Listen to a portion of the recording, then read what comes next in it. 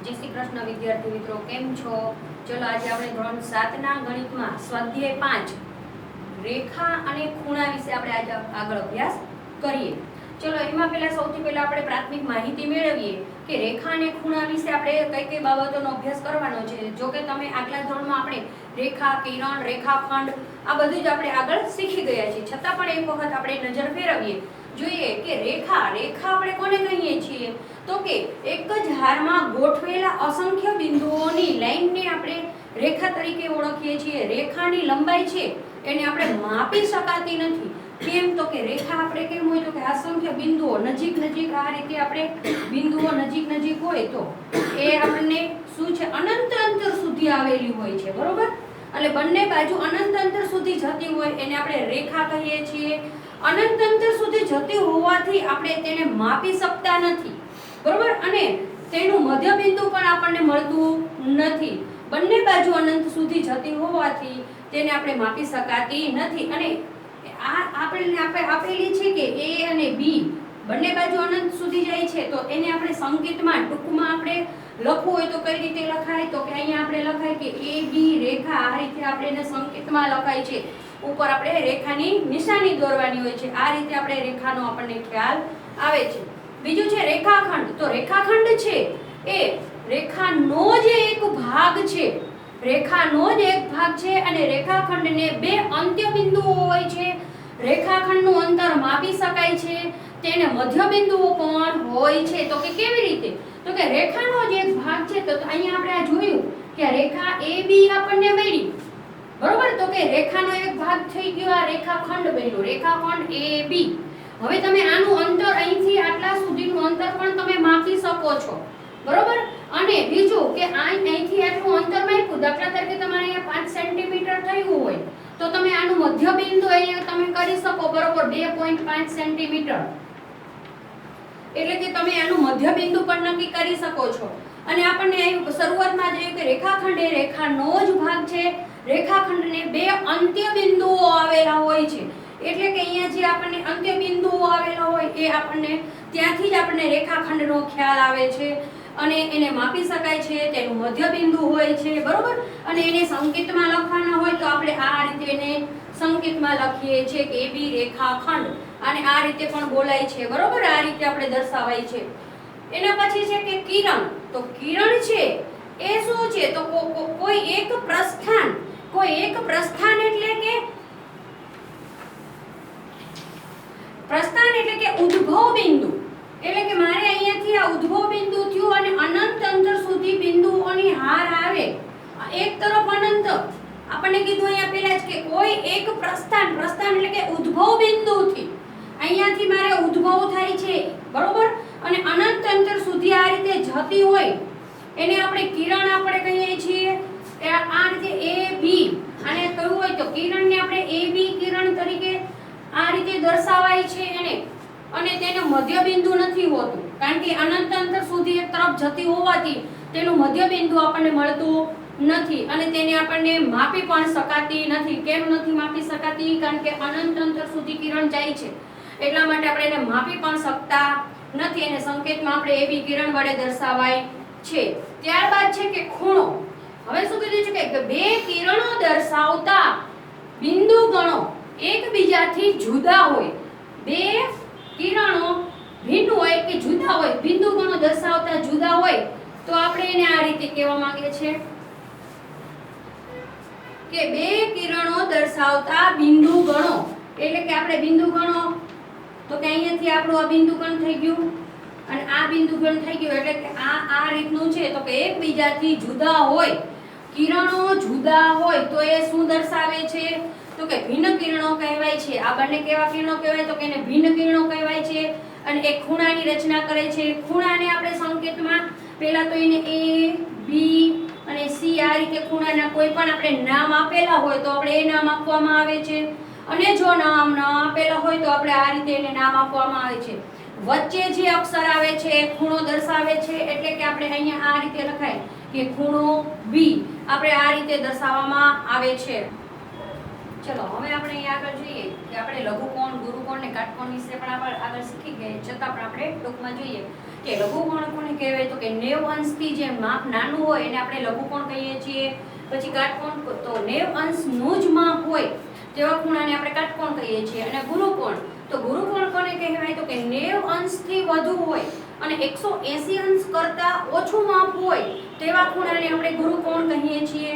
ત્યારબાદ આપણે આસન કોણ, જે તમારા માટે આ નવું છે, ખાસ ધ્યાન રાખજો કે આસન કોણ કોને કહેવાય? કે જો બે ખૂણાઓનું શિરોબિંદુ સામાન્ય હોય, બે ખૂણાઓનું શિરોબિંદુ સામાન્ય હોય તથા એક ભુજ સામાન્ય હોય તો તે બે ખૂણાઓને આસન કોણ કહેવાય છે. કેવી રીતે? તો આપણે જોઈએ કે પહેલા આપણે અહીંયા એક ખૂણો દોરીએ.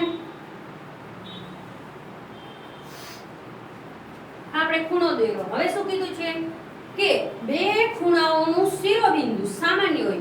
આપણે અહીંયા એક ખૂણો દોર્યો. હવે આપણે અહીંયા બીજો એક ખૂણો હજી દોરીએ તો આ આપણે થઈ ગયો બે ખૂણા થયા. એક આ ખૂણો અને બીજો આ ખૂણો, આ એક નંબર, આ બે નંબર. હવે એ શું કીધું કે જો બે ખૂણાઓનું શિરોબિંદુ એટલે કે ઉદ્ભવ બિંદુ હોય, બરોબર, એને શિરોબિંદુ સામાન્ય હોય, એટલે કે સામાન્ય એટલે કે બેયમાં સરખું હોય, એક જ બિંદુ હોય તથા એક ભુજ સામાન્ય હોય.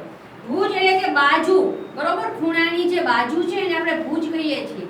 એટલે કે અહીંયા જે એક નંબરનો ખૂણો છે એની આ ભુજ સામાન્ય છે અને આ બે નંબરનો ખૂણો છે એની પણ આ ભુજ એક સામાન્ય છે. એટલે આપણે આને આ બે ખૂણાઓને આપણે આસન કોણ કહે છે. ત્યારબાદ આપણે જોઈએ કે રૈખિક જોડના ખૂણા, તો કે એવા આસન કોણ કે જેમાં બે ખૂણાઓની સામાન્ય બાજુ સિવાયની બે બાજુ, સામાન્ય એટલે કે જે આપણે આ બાજુ હતી એ સામાન્ય બાજુ સિવાયની બે બાજુઓ હોય, એ બાજુઓ પરસ્પર વિરુદ્ધ કિરણ હોય. બરોબર, આપણે વિરુદ્ધ કિરણમાં જોયું તો કે અહીંયા આપણે પહેલા કિરણનું સમજીએ કે તમને અહીંયા આપેલું હોય કે બી સી અને અહીંયા ડી, આપણને આ રેખા ઉપર અહીંયા આપણને તમને માપ આપેલા છે કે એ બી સી ડી રેખા આપણને અહીંયા આપેલી છે. બરોબર, હવે તો કે મારે આને કિરણ તરીકે દર્શાવવું હોય તો હું અહીંયા કણે આ રીતે દર્શાવું કે સીડી કિરણ મારે લેવું હોય તો હું અહીંયા લખી શકું સીડી કિરણ, અને અહીંયા મારે આ કિરણ લેવું હોય તો હું આને આ રીતે લખી શકું કે બી એ કિરણ. બરોબર, આ રીતે, કારણ કે ઉદ્ભવ બિંદુ હોય કિરણમાં, ઉદ્ભવ બિંદુ હોય એ સૌપ્રથમ લખવામાં આવે છે. આપણે અહીંયા લખ્યું કે બી એ કિરણ, કારણ કે મારે બી આ બાજુનું કિરણ લેવું છે. એટલે કે આ બે કિરણો કેવા થયા? તો કે વિરુદ્ધ કિરણો થયા.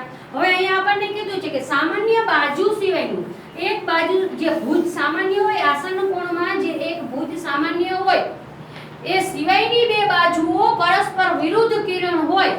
એટલે કે આપણે અહીંયા જે અહીંયા દોર્યું હતું હમણાં એ રીતનું, તો કે અહીંયા મારે આ ખૂણો એક છે, બરોબર, આ એક નંબરનો ખૂણો અને અહીંયા આ જે છે એ મારો બે નંબરનો. હવે ફરીવાર આપણે જોઈએ કે એવા આસન કોણ કે જેમાં બે ખૂણાઓની સામાન્ય બાજુ સિવાયની, સામાન્ય બાજુ હમણાં જોયું આપણે કે જે આપણે આસન કોણ યાદ કરવાનું કે શું કીધું હતું કે સામાન્ય ઉદ્ભવ બિંદુ આપણું સરખું હોય અને એનો ભુજ પણ સામાન્ય હોય, એક ભુજ બેયનો સામાન્ય હોય, એને આપણે શું કહીએ છીએ? આસન કોણ કહીએ છીએ. એટલે કે અહીંયા કીધું કે આસન કોણમાં જે આવે છે સામાન્ય ભુજ એ સિવાયની બે બાજુઓ વિરુદ્ધ કિરણ હોય. એટલે કે આપણે અહીંયાથી આ ખૂણો દર્શાવીએ, આ ખૂણો, અને અહીંયા આ ખૂણો દર્શાવ્યો તો આ બે ખૂણાની બાજુઓ છે એ વિરુદ્ધ કિરણ દર્શાવે છે. એટલે આવા ખૂણાને આપણે રૈખિક જોડના ખૂણા કહીએ છીએ. અને આનો ખૂણાનો માપનો સરવાળો, દાખલા તરીકે અહીંયા તમારે કોઈ પણ હોય ને અહીંયા હોય તો કે આ બેનો સરવાળો કેટલો થાય? તો કે 180 અંશ. એ કેવી રીતે? તો અહીંયા આપણે એક જોઈએ, તમારે હંમેશા વર્તુળનું માપ આવે ને, વર્તુળનું, તો કે આખા વર્તુળનું માપ આપણે કેટલું હોય? તો કે 360 અંશ હોય. તો અહીંયા અડધા માપનું આ હોય ઈ કેટલું હોય? તો કે 180 અંશ, અને અહીંયા પણ આપણે 180 અંશ મળે. તો તમે અહીંયા જોઈ શકો છો આપણે આ કે સીધી લાઈન બતાવે છે અને અહીંથી આપણું આ ખૂણો આમ અર્ધવર્તુળ બતાવે છે. એટલા માટે અહીંયા આ 180 અંશ થાય છે. અહીંયા તમારે આ બે ખૂણાના માપ કોઈ પણ હોય, બરોબર, કોઈ પણ માપ હોય, અહીંયા 110 હોય કે 70 હોય તો આપણે 180 થઈ ગયું. એટલે કે અહીંયા જે માપ થાય છે અહીંયા 110 અને અહીંયા 70 અંશ આપ્યો હોય તો આ માપનો જે સરવાળો થાય છે એ કેટલો થાય છે? તો 180 અંશ થાય છે. એટલે આપણે અહીંયા આ જે બે ખૂણાઓ છે એને રૈખિક જોડના ખૂણા કહીએ છીએ. ચલો હવે આપણે આગળ જોઈએ કે બે રેખાઓ પરસ્પર છેદવાથી બનતા ચાર ખૂણાઓ પૈકી સામસામેના ખૂણાઓ અભિકોણ છે. બે રેખાઓ પરસ્પર છેદવાથી અભિકોણની આપણને બે જોડ મળે છે. તો કેવી રીતે? તો અહીંયા આપણે કીધું કે બે રેખાઓ પરસ્પર છેદવાથી, બરોબર, એટલે કે અહીંયા આપણે આ છેદતી રેખાઓ દોરી, બરોબર. હવે તો કે અહીંયા તમે જોઈ શકો છો કે કેટલા ખૂણા બન્યા? તો કે ચાર ખૂણા બન્યા આપણે, બરોબર. અહીંયા આપણને ચાર ખૂણાઓ દેખાય છે. તો કે ચાર ખૂણાઓ પૈકી સામે સામેના ખૂણાઓ કેવા છે? તો કે અભિકોણ. એટલે કે આપણો 1 નંબર અને આ 3 નંબરનો ખૂણો છે એ કેવા છે? તો કે બે અભિકોણ બને છે. 2 નંબર અને 4 નંબર છે એ આપણા અભિકોણ બને છે. અને એની કેટલી જોડ મળે? તો કે બે જોડ મળે. બે રેખાઓ પરસ્પર જ્યારે છેદી ત્યારે આપણને બે જોડી મળી ખૂણા અભિકોણની. તો કે એક આ જોડી થઈ અને એક આ જોડી થઈ, એટલે આપણને બે જોડી મળે છે. ત્યારબાદ કોટીકોણ, કે જે બે ખૂણાઓનું માપ આપણે કોઈ બે ખૂણાઓ આપેલા એ માપનો સરવાળો 90 અંશ થાય તો એને આપણે કોટીકોણ કહીએ છીએ. એવી જ રીતે પૂરક કોણમાં કે કોઈ પણ બે ખૂણાઓ આપણને જે આપેલા હોય, જે ખૂણાઓ આપેલા છે એનો માપનો સરવાળો કેટલો થાય? તો કે 180 અંશ થાય. તો તે બે ખૂણાઓને આપણે શું કહીએ છીએ? તો કે પૂરક કોણ કહીએ છીએ. રૈખિક જોડ અને પૂરક કોણના બેનો સરવાળો કેટલો છે? તો કે 180 અંશ થાય. ચલો હવે આપણે સ્વાધ્યાય 5.1 આપણે આગળ વધીએ. તમારે તમારી નોટબુકમાં બધાએ આ બધું જ આગળ જે થિયરી લખાવેલી અને સમજાય કે થિયરી બધાએ સરસ રીતે તમારી નોટબુકમાં લખીને પાકી કરી લેવાની રહેશે. કારણ કે જો થિયરી આવશે ને તો જ તમને આ આગળના દાખલા આવડશે, નહીતર દાખલા આવડશે નહીં. એટલે બધાએ તમારી સીટ ભરી નોટબુકમાં બધા જ દાખલા અને બધી જ થિયરી લખવાની છે. તો અહીંયા આપણે દાખલા નંબર 1 જોઈએ પાઠ્યપુસ્તકમાં. દાખલા નંબર 1 એમાં પહેલું છે કે નીચેના દરેક ખૂણાનું કોટીકોણ શોધવાનું છે. તો હમણાં આપણે થિયરીમાં લખ્યું કે કોટીકોણ કોને કહેવાય? તો કે જે ખૂણાના માપનો સરવાળો, તમને બે ખૂણાના માપનો સરવાળો હોય એ 90 અંશ થાય તો તેને કોટીકોણ કહેવાય. તો અહીંયા તમને કીધું છે કે કોટીકોણ જ શોધવાનું છે. એટલે કે કોઈ પણ અહીંયા તમને એક ખૂણાનું માપ 20 અંશ આપેલું છે તો બીજા ખૂણાનું માપ આપણે શોધવાનું છે. ને બે ખૂણા કેવા હોય? તો કે કોટીકોણ છે. એટલે કે અહીંયા આપણે પહેલાનું કરીએ તો કે કોટીકોણ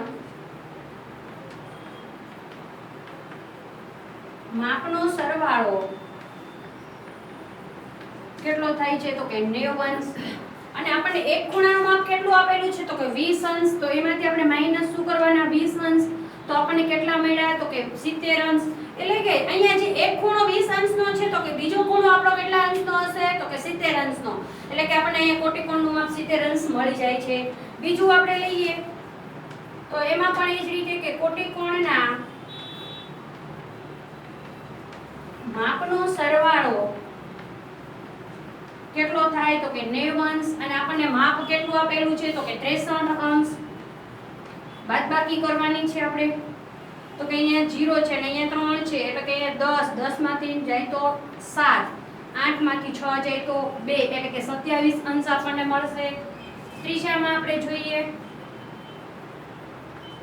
તો કે કોટીકોણના માપનો સરવાળો કેટલો જાય? તો કે 90 અંશ. એમાંથી આપણને કેટલું આપેલું છે? તો કે 57 અંશ.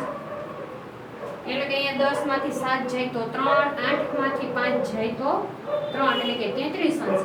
આ રીતે આપણે કોટીકોણનું માપ શોધવાનું કીધું હોય તો જ્યારે તમને કોટીકોણનું માપ શોધવાનું કીધું એક ખૂણાનું માપ આપેલું હોય એ તમારે 90 અંશમાંથી બાદ કરો એટલે આપણને બીજો કોટીકોણનું માપ મળી જાય છે.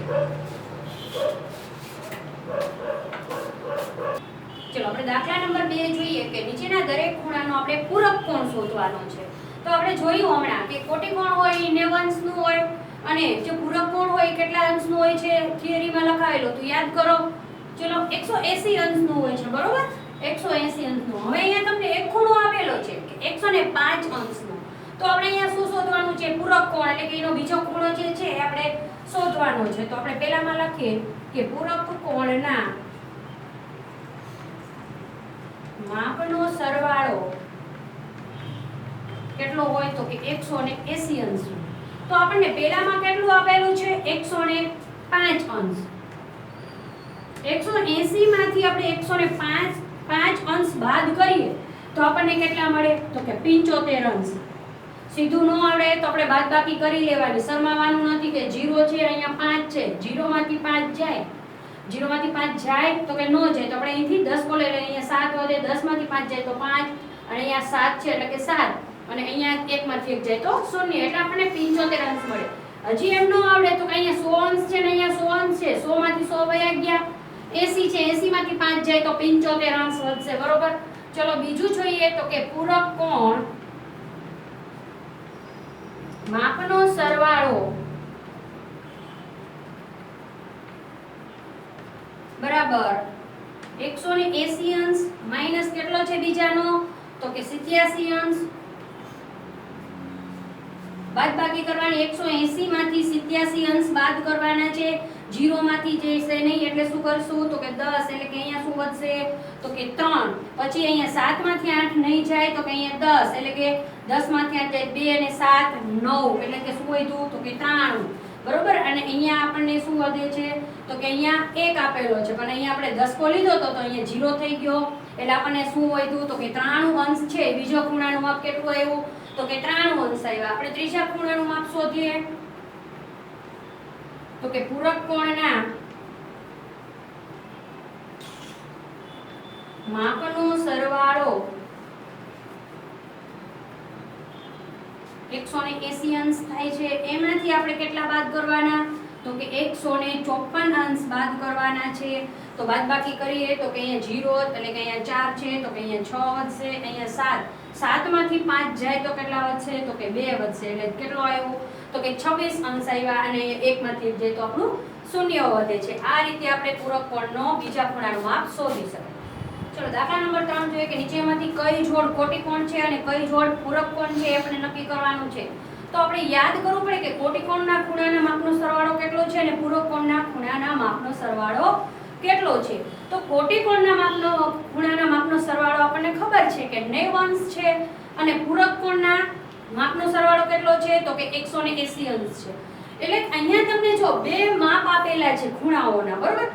એમાં જો તમારે 90 અંશ થતું હોય તો શેમાં આવે તો કે કોટી કોણમાં આવે, અને 180 અંશ સરવાળો થતો હોય, બે ખૂણાઓનો સરવાળો 180 અંશ થતો હોય તો એને કેમાં લેવાના તો કે પૂરક કોણમાં. એટલે આપણે અહીંયા વર્ગીકરણ છે એક જાતનું, તો અહીંયા પહેલા લખીશું કે કોટી કોણ અને પૂરક કોણ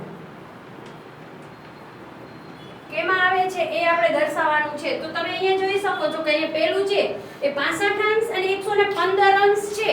તો અહીંયા તમારે સ્વાભાવિક રીતે જો ત્યાં જ તમને ખ્યાલ આવી જાય કે આપણે કોટી કોણમાં તો આપણે 90 અંશ સુધીનું જ હોય, તો અહીંયા તો આપણે 115 છે એટલે સીધું જ ખબર છે કે અહીંયા જ આવશે એમાં. એટલે આપણે પહેલામાં લખીશું પહેલા ખૂણાનું કે 65 અંશ પ્લસ 115 અંશ કેટલા થાય છે તો કે 180 અંશ થાય છે. કે 5 ને 5 10 ની 0 વધી ચડે 1 એટલે કે 8 અને 180 અંશ. હવે બીજું જોઈએ તો કે અહીંયા 63 છે અને અહીંયા 27 છે, તો એ 100 કોઈ દિવસ 100 થી વધવાના તો છે જ નહીં. તમે જોઈ શકો છો કે 7 ની 10 ની 0 વધી 1 એટલે 90 અંશ થાય છે. તો કે બીજા ખૂણાનું માપ છે કે 63 અંશ પ્લસ 27 અંશ બરાબર કેટલા થાય છે તો કે 90 અંશ. ત્રીજાનું પાછું જોવો તો કે 112 એટલે કે સીધું જ આપણને ખબર છે કે પૂરક કોણમાં આવશે, એટલે કે ત્રીજો ખૂણો અહીંયા લખીશું 112 અંશ પ્લસ 68 અંશ બરાબર 180 અંશ. ચોથું જોઈએ તો ચોથું પણ આપણને 130 અંશ દર્શાવે છે, એટલે ચોથો ખૂણો પણ આપણે અહીંયા લખીશું 130 અંશ પ્લસ 50 અંશ બરાબર 180 અંશ. અને પાંચમું તો કે 45 દુ 90 એટલે આપણે અહીંયા લખીશું કોટી કોણમાં કે 45 અંશ પ્લસ 45 અંશ એટલે કે 90 અંશ. છેલ્લું જોઈએ તો કે 80 અને 10 તો આપણને ખ્યાલ જ છે કે 90 છે, એટલે કે આપણે છઠ્ઠો ખૂણો લખીશું 80 અંશ પ્લસ 10 અંશ બરાબર 90 અંશ. આ રીતે કોટી કોણ હોય તો 90 અંશ થવો જોઈએ તેનો સરવાળો, અને પૂરક કોણ હોય તો 180 અંશ થવો. ચલો દાખલા નંબર આપણે 4 જોઈએ કે એવો ખૂણો શોધવાનો છે કે જે તેના કોટી કોણ જેટલો હોય. તો અહીંયા પહેલા આપણે ધારો કે કોટી કોણ x છે, એક ખૂણો છે જે x છે, અને બીજો ખૂણો છે તે પણ x છે એટલે કે કોટિકોણ માપનો સરવાળો કેટલો છે તો કે કોટિકોણનો કેટલો હોય તો કે 90 અંશ હોય. હવે અહીંયા આપણને શું કીધું કે કોટિકોણના માપનો સરવાળો 90 અંશ હોય એટલે કે અહીંયા આપણને જે કોટિકોણના ખૂણા આપેલા છે કે x + x બરાબર કેટલા છે તો કે 90 અંશ. x એટલે કેટલા થશે તો કે 2x બરાબર 90 અંશ એટલે કે અહીંયા જે ગુણાકારમાં છે બરાબર બે છે એ ગુણાકારમાં છે બરાબરની આપણે જમણી બાજુ લઈ જશું તો શું થશે તો કે ભાગાકારમાં એટલે કે 90 ના છેદમાં 2 વડે આપણે અહીંયા ભાગાકાર કરવાનો છે એટલે કે x બરાબર કેટલા આવ્યા તો કે 45 અંશ.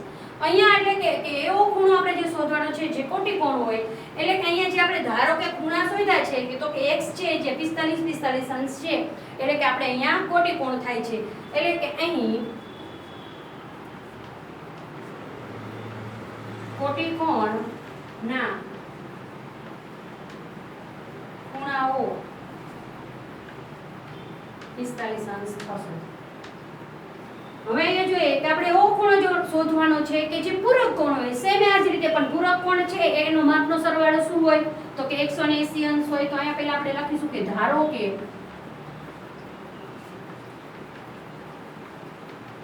એક ખૂણો x છે અને બીજો ખૂણો પણ x છે. પૂરક કોણના ખૂણાના માપનો સરવાળો કેટલો થાય તો કે 180 અંશ થાય. હવે તમને અહીંયા માપનો સરવાળો કીધો છે એટલે અહીંયા જે બે ખૂણા છે એ બે ખૂણાના માપનો સરવાળો એટલે કે x + x બરાબર શું થાય તો કે 180 અંશ. x એટલે કેટલા થશે તો કે 2x બરાબર 180 અંશ.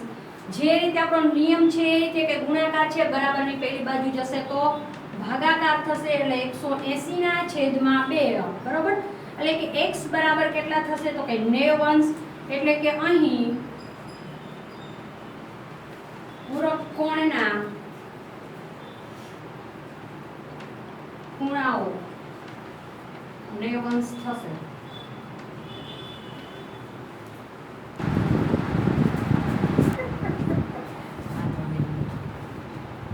ચલો હવે દાખલા નંબર 6 છે કે આકૃતિ 1 અને અહીં આપણે એક આકૃતિ આપેલ છે એમાં ખૂણો 1 અને ખૂણો 2 એ પૂરક કોણ છે. પહેલા તો આપણે પૂરક કોણ એટલે શું તો કે પૂરક કોણ એટલે કે 180 અંશ માપ થતું હોય તેવા ખૂણાને આપણે શું કહીએ છીએ કે પૂરક કોણ. મેં તમને સમજૂતીમાં આગળ આકૃતિ દોરીને સમજાવેલું હતું કે જ્યારે આ રીતે સીધી લાઈનમાં આપણને જે ખૂણો મળી જતા હોય બે ખૂણાઓ એટલે કે અહીંયા આપણું અર્ધ વર્તુળ થઈ જાય છે એટલે કે 180 અંશ થાય છે તો તેવા ખૂણાને આપણે પૂરક કોણ કહીએ છીએ. એટલે કે અહીંયા તમને કહેવા માંગ્યું છે કે ખૂણો 1 અને ખૂણો 2 છે એ પૂરક કોણ છે બરોબર. અહીંયા પૂરક કોણ છે. હવે શું કહે છે કે જો એક ઘટાડવામાં આવે ખૂણો 1 છે એને ઘટાડવામાં આવે તો ખૂણા 2 માં કયો ફેરફાર થવો જોઈએ. હવે જો ખૂણો 1 છે માનો કે અહીંયા 110 અંશ આપેલો હોય તમને તો આ કેટલો હોય તો કે અહીંયા આપણને આપેલો હોય 70 અંશ. કેમ તો કે અહીંયા જે માપનો સરવાળો થાય છે એ કેટલો થવો જોઈએ તો કે 180 અંશ થવો જોઈએ બરોબર. એટલે કે હવે અહીંયા કીધું છે કે આ 1 છે 110 અંશ છે એને મારે ઘટાડો કરવો હોય તો ખૂણા 2 માં શું ફેરફાર થાય તો કે અહીંયા ખૂણા 1 માં હું ઘટાડો કરું તો ખૂણો 2 મારે ઓટોમેટિક વધારો થાય. કેમ કારણ કે અહીંયા આપણને ચોખ્ખું કીધું છે કે આપેલ બે ખૂણાઓ પૂરક કોણ છે એટલા માટે. એટલે કે મારે અહીંયા હું અહીંયા 90 અંશ કરું તો મારે અહીંયા 70 ના કેટલા થઈ જાય તો કે 70 ના મારે 90 અંશ થઈ જાય. કેમ તો કે અહીંયા મેં 110 માંથી કેટલા ઘટાડ્યા તો કે 20 અંશ ઘટાડ્યા તો મારે 70 માં 20 અંશ પ્લસ કરવા પડે. કેમ તો કે અહીંયા જે ખૂણાઓ છે કેવા છે તો કે પૂરક કોણ હોવાથી એટલે એક ખૂણો જ્યારે વધે કે ઘટે તો સામેના ખૂણામાં પણ વધારો કે ઘટાડો થાય છે તો જ આપણો જે ખૂણાઓ છે પૂરક કોણ રહે છે. એટલે અહીંયા આપણે લખી શકાય કે ખૂણો 1 માં જો ઘટાડો કરવામાં આવે તો